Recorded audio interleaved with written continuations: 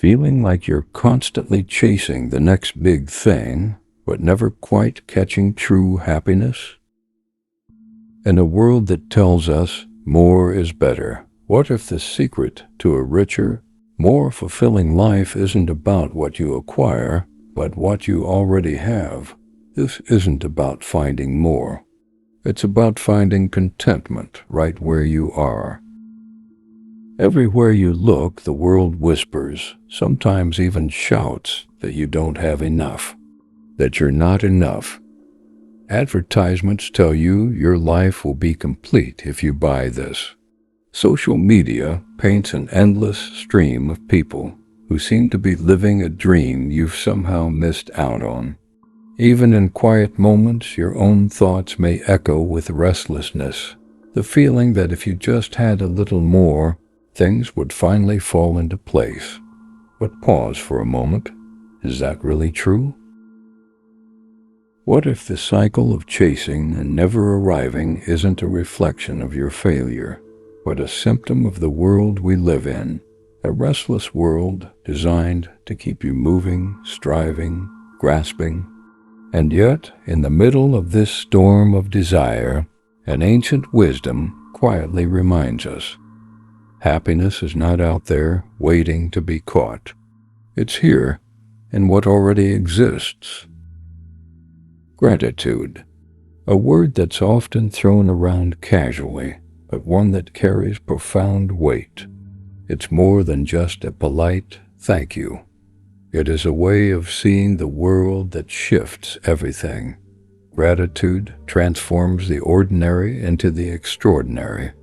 It turns the simplest meal into a feast, a small act of kindness into a profound connection, a passing moment into a lasting memory. But why does it feel so hard to practice in today's world? Because we live in an environment engineered for restlessness. Think about it. Notifications that demand your attention, marketing that feeds on your insecurities, algorithms that compare your life to everyone else's highlight reel.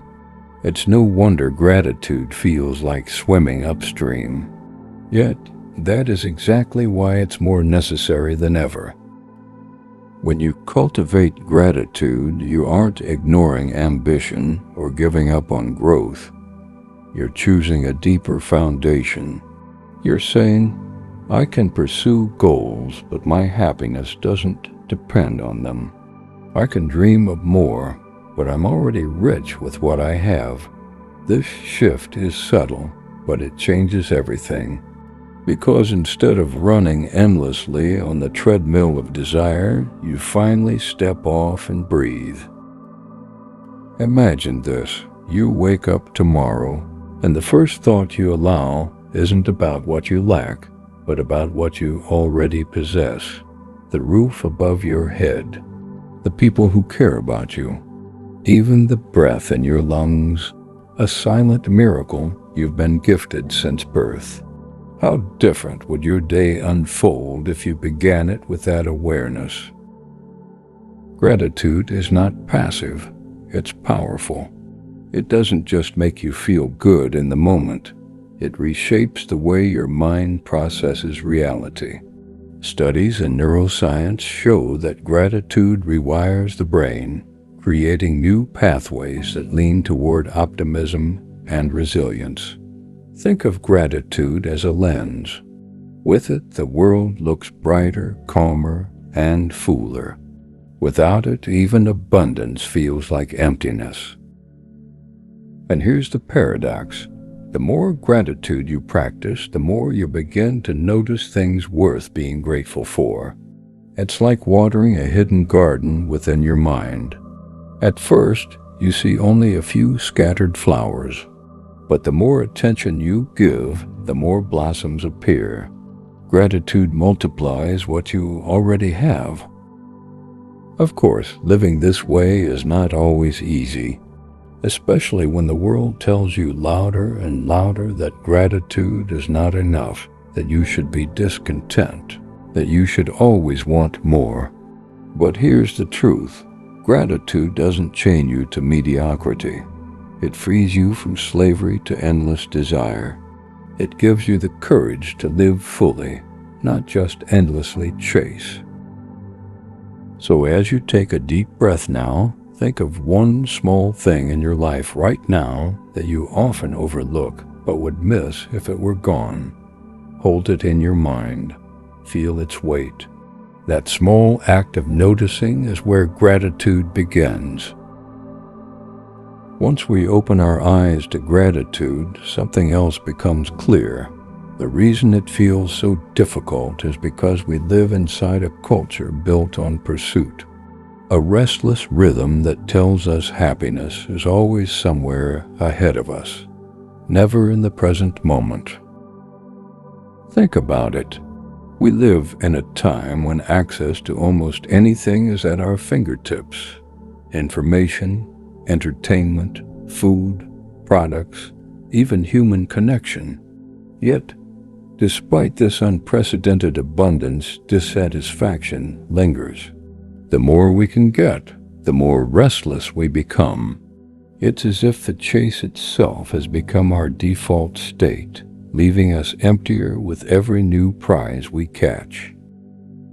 History shows us how this cycle intensified. Once, human beings lived closer to nature, with needs tied to survival and community. But as societies industrialized, the pace quickened.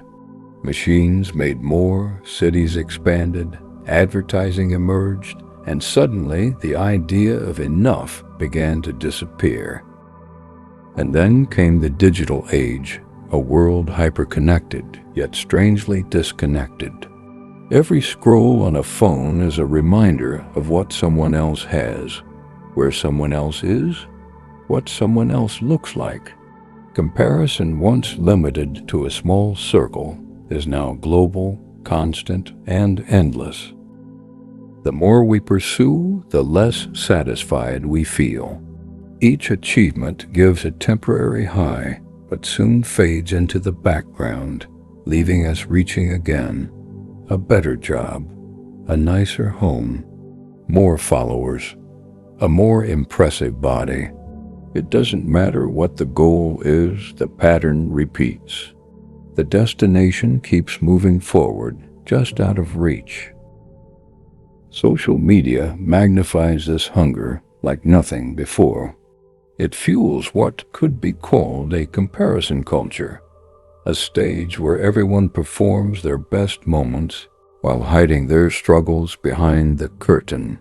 What you see is not reality, but a highlight reel, and yet your brain compares it to your unfiltered life, where every flaw, every struggle, every imperfection is known.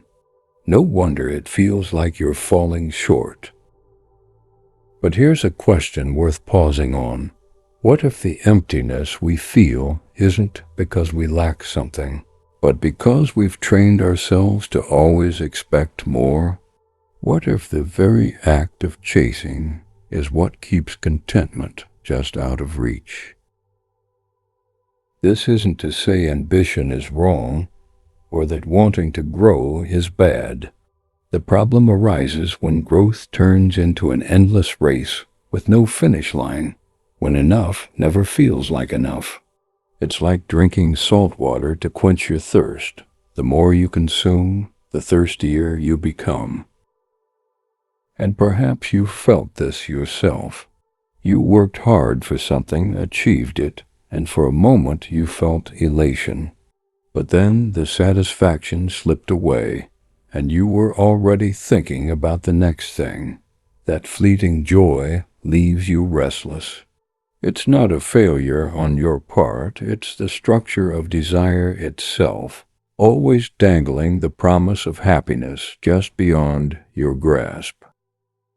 This is why gratitude matters so deeply, because it interrupts the cycle.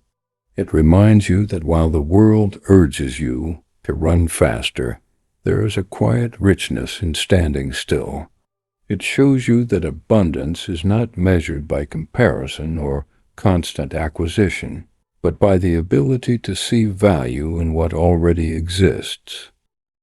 So the question lingers, if chasing more leaves us empty and gratitude fills the space we already inhabit, how can we learn to move beyond superficial gestures of thanks and embrace gratitude as a true state of being? If the constant chase for more leaves us restless, then the answer must be more than a quick thank you or a fleeting moment of appreciation. True gratitude is deeper. It is not simply words, but a way of seeing, a way of being. Think about how often the word thanks is spoken automatically. Someone hands you your coffee and you mutter it without a second thought. Someone opens a door for you and you respond with the same reflex. These gestures are polite, but they are not the essence of gratitude. They are surface ripples, not the depth of the ocean. True gratitude is something far more profound. It is a state of awareness that reshapes how you encounter life. It is pausing not just to acknowledge kindness, but to truly feel it. It is recognizing not only what you have, but the hidden web of effort, time, and chance that made it possible. When gratitude is real, it slows you down. It grounds you.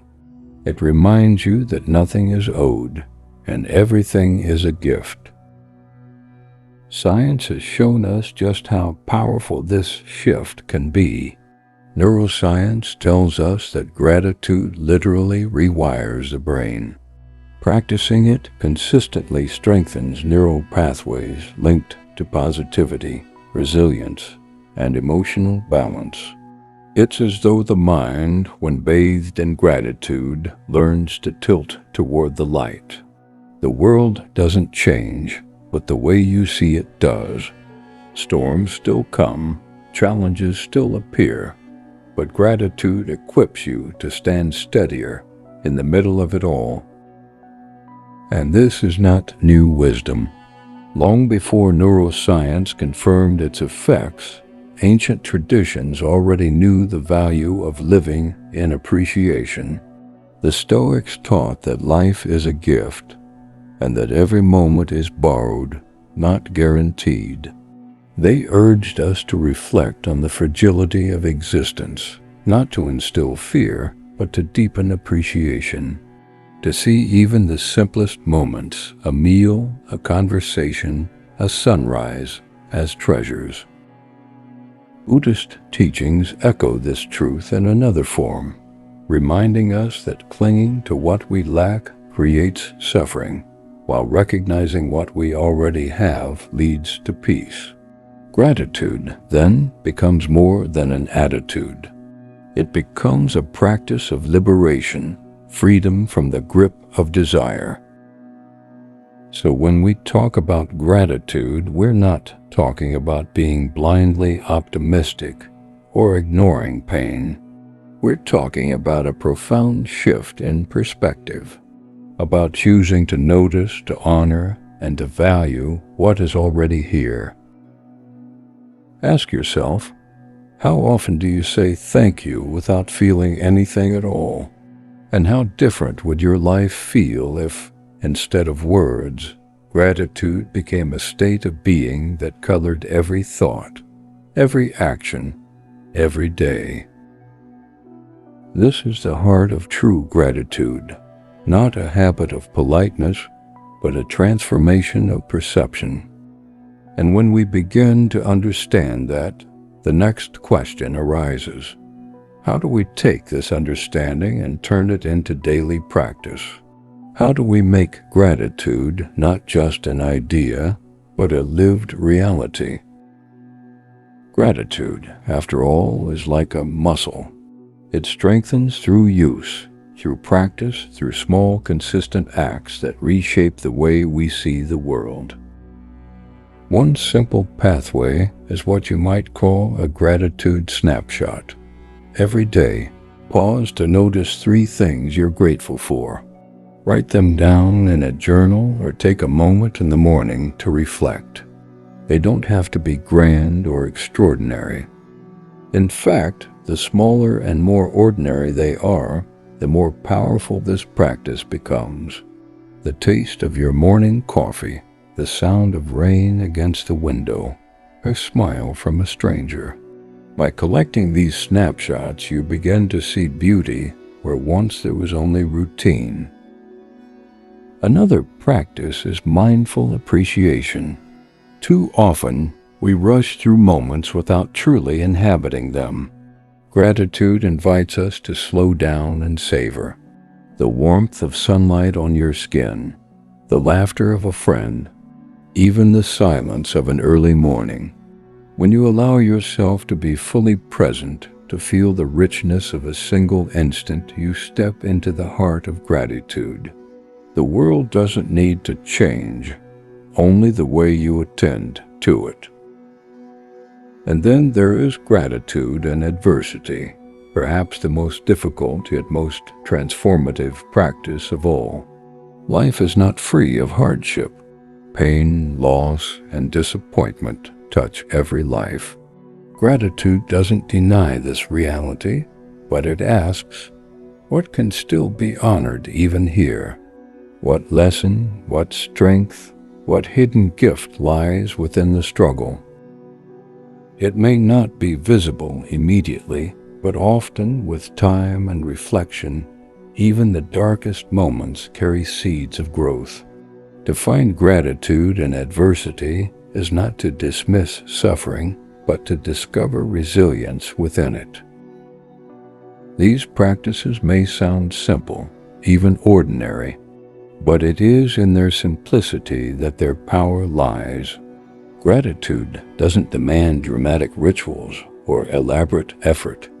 It asks only for attention, for a willingness to notice, to appreciate, and to return again and again to what is already here.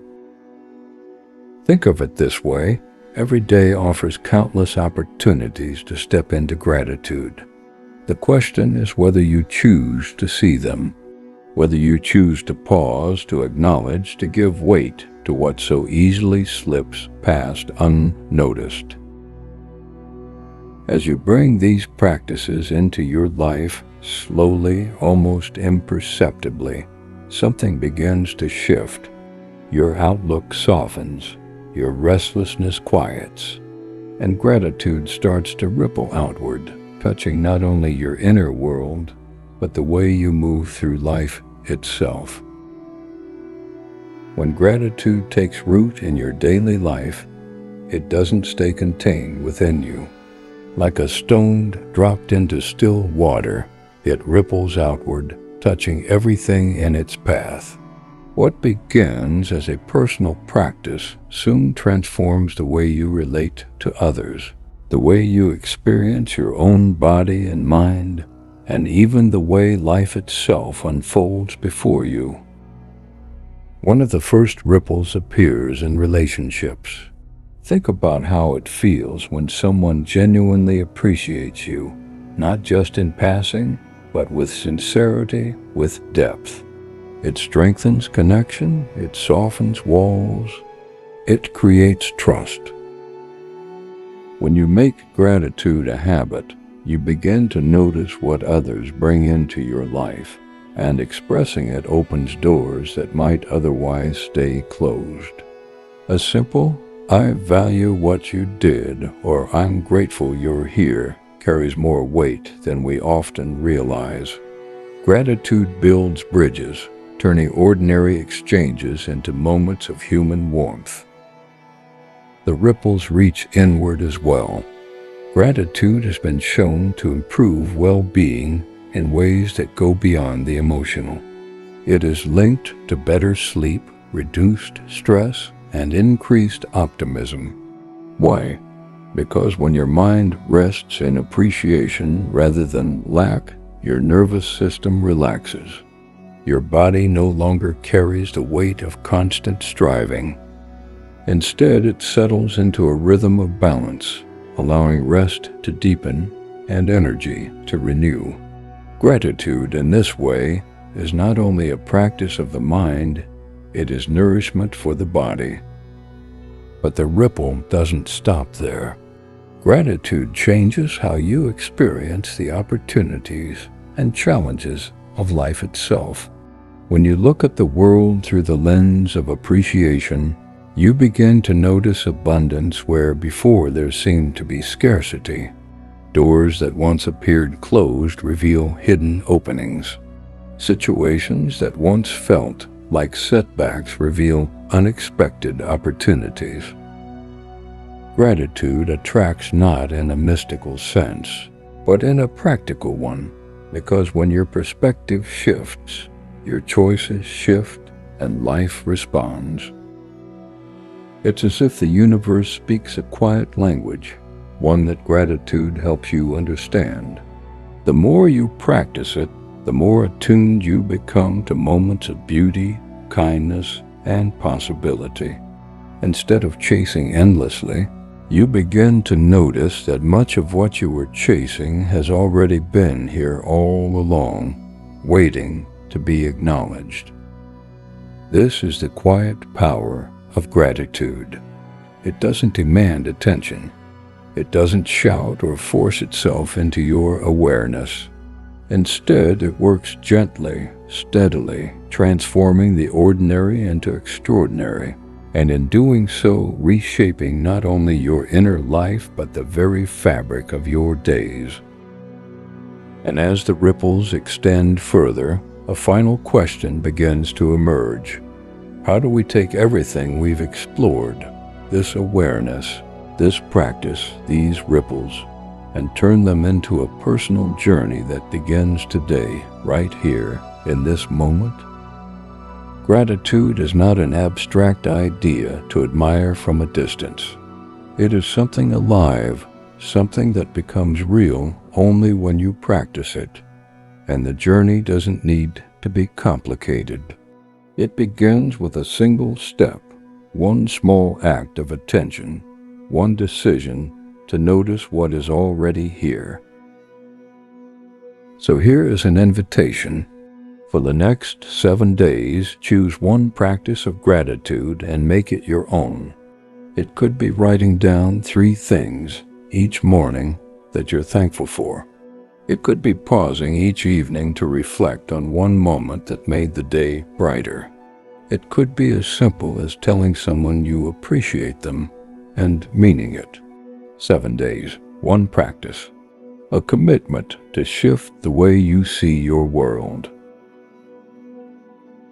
If you feel called to explore further, there are countless ways to deepen this path. Books filled with wisdom, journals designed for reflection, apps that remind you to pause and notice, communities of people walking the same road of appreciation. Each resource is another tool, another companion to help you stay steady when the noise of the world tries to pull you back into restlessness. But remember, the most important step is not found in any book, any app, or any guide. It is the step you take right now, in this moment, by choosing to see with gratitude. And here is where your journey becomes part of something larger. Share your moments of gratitude. Speak them. Write them. Offer them to others. When you express gratitude openly, you inspire those around you to do the same. What begins as a personal shift becomes a collective ripple, a reminder that even in a restless world, we can choose to live with appreciation. So I invite you, pause, reflect, and share one thing you're grateful for today in the comments below. Your words might be the spark that helps someone else see their own life differently. And if this journey speaks to you, if it stirs something within you, let this be a place where we continue to walk together. Like this video, subscribe, and join this space where we explore not just ideas, but ways of living more fully, more deeply, more gratefully. Because gratitude is not the end of the journey. It is the beginning of seeing life as it truly is, rich, fleeting, and endlessly worthy of appreciation.